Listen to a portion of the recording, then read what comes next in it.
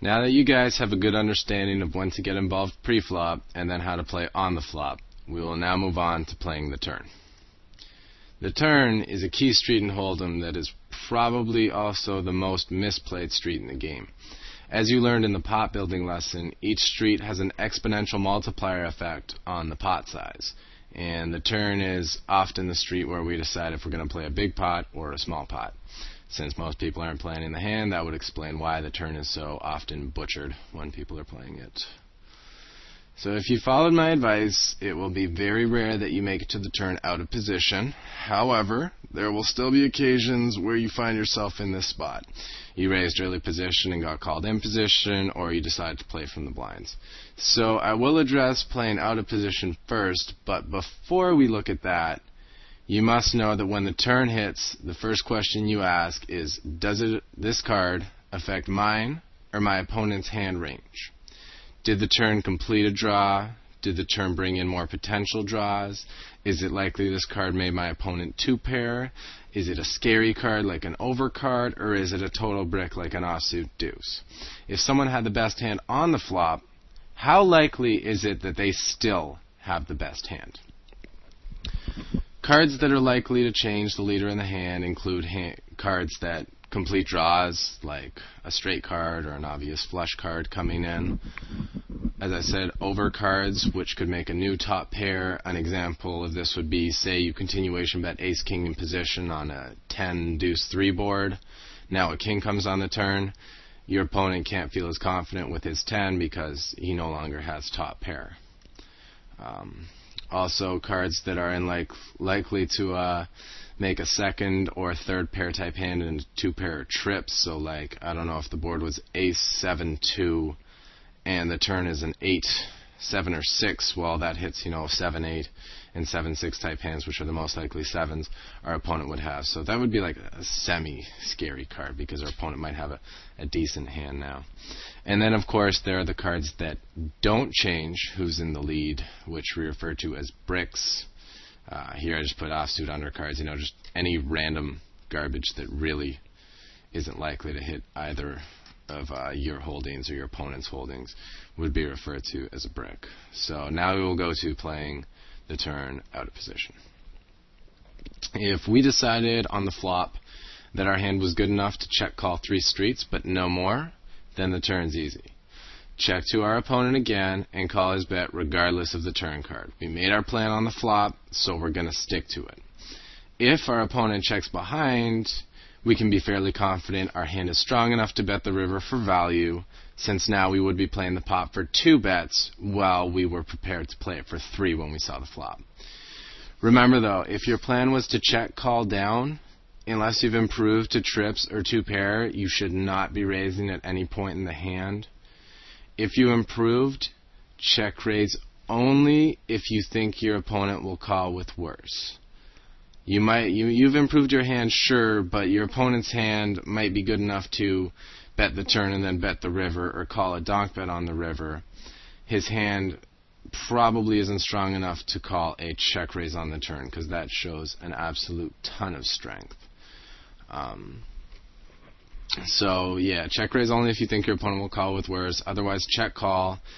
And in my experience, I would suggest bet the river for value if you've improved to that 2 pair of trips, just so your opponent can't check back for a free showdown, which is a very common tactic at medium stakes. Bet the turn so you can check back the river. Remember, we never want to miss a value bet when we're playing, so go ahead and fire out if they check back that turn. Or even if you just check call the turn, just fire. Now, if we've check raised the flop because we flop strong, again, the turn card is usually irrelevant. We check raise looking to build the pot, so we should almost always fire out again to continue building the pot, hoping our opponent has a weaker made hand. The one exception would be where our opponent called our check raise, which we believe to be a drawing hand for our opponent, and the draw comes in. If stack sizes are like 2 bets to go, like we bet and then they'll raise and we're all in. If we've got a set, it's fine to bet out and then we can call off for the all in if our opponent raises. At that point, we'd be priced in to go for a full house if our opponent did hit the draw. But often, our opponent will just have picked up a draw to go with like a pair they had on the flop, and they'll be semi-bluffing because they think we're scared of the turn card.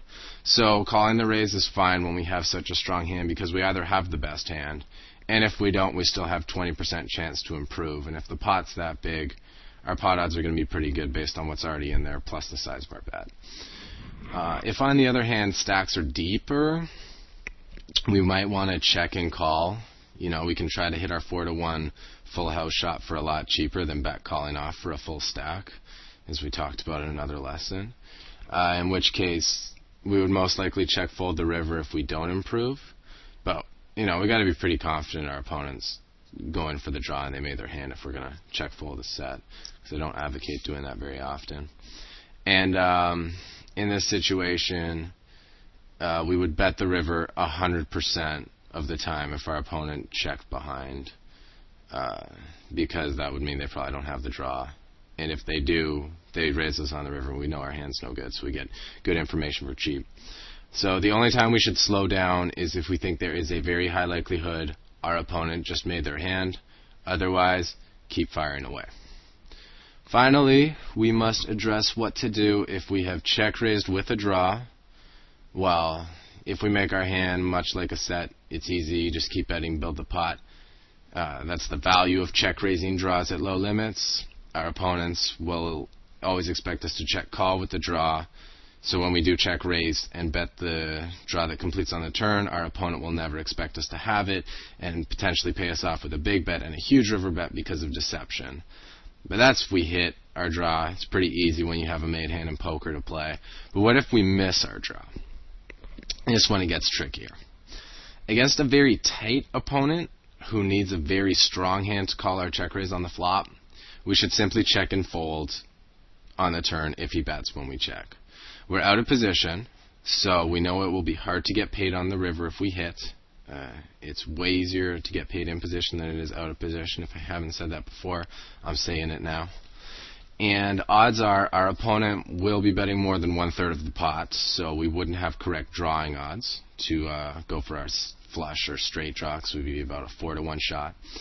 And if we bet again, we're burning money, because we know that this opponent is not planning on folding and is often just waiting to raise our turn bet, so we can commit a lot of money before they go all in. Since we're going to get blown off our hand and we can't price ourselves in a draw, it's all just burning money. And against this tight opponent who we know has a strong hand, there's just no point in continuing. Now, against a good opponent who will call us with a mediocre hand to keep us honest, well, this is where it gets dicey. If it's a weak, tightish opponent, we want to fire that second barrel on a scare card, which we talked about before. If another draw hits that we don't have, or if the overcards come, anything that, would give them less confidence that their hand that they had on the flop was good, now that we've seen the turn. So we want to fire again against the weak players because A, they won't raise us because their hand doesn't look so strong anymore. So this will allow us to set the price to draw and set up a big pot to win if we improve on the river. And B, weak players are always looking for reasons to fold. Scare cards are exactly the excuse they are looking for to get out of the pot. If the turn card is a brick, a card that doesn't change anything in terms of the relative strength of our hand range versus their hand range, betting again against a weak player is bad. They already called the flop, and their hand looks just as good as it did before, so why would they fold to another bet getting the same odds as they were on the flop, even if it's for more money?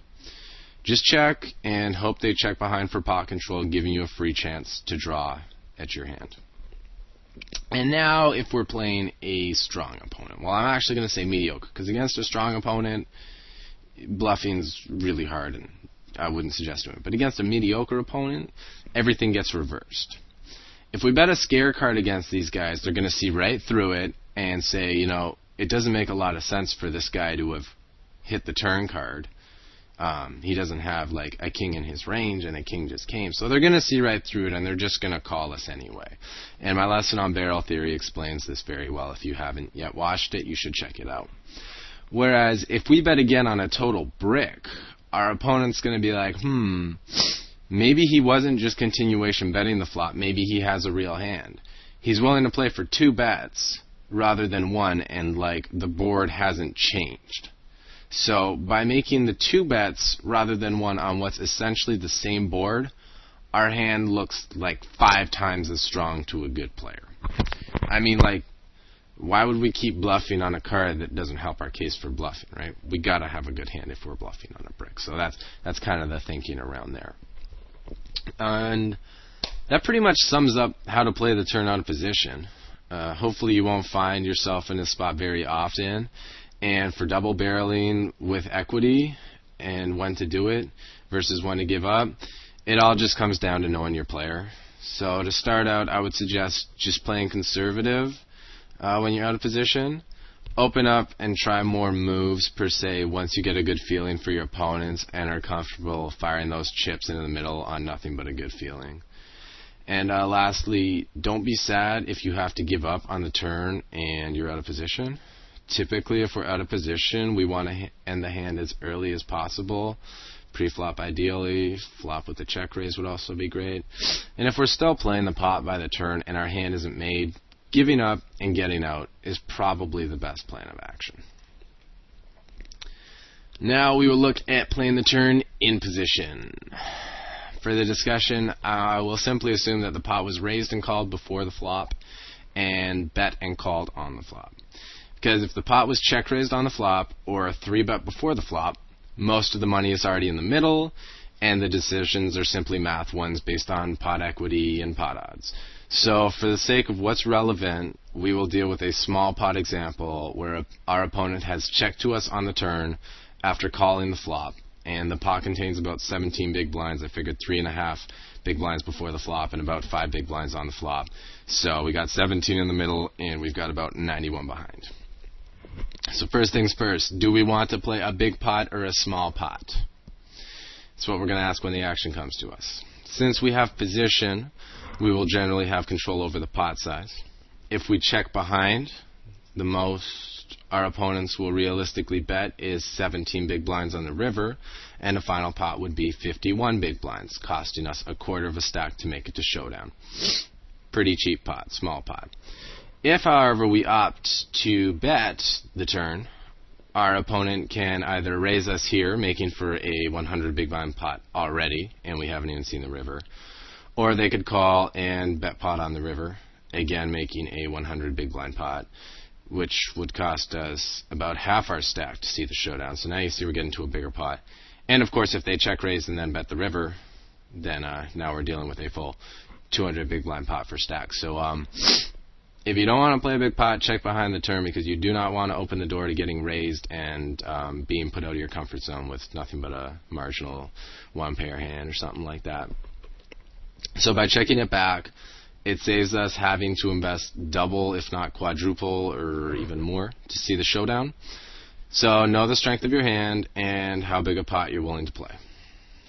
But we already know how to do that from the flop, so we're way ahead of the game. Playing with a strong hand is pretty easy, just like out of position, unless a very scary card hit that is likely to make our villain's hand better than ours. We should continue to bet and try to get all in, obviously.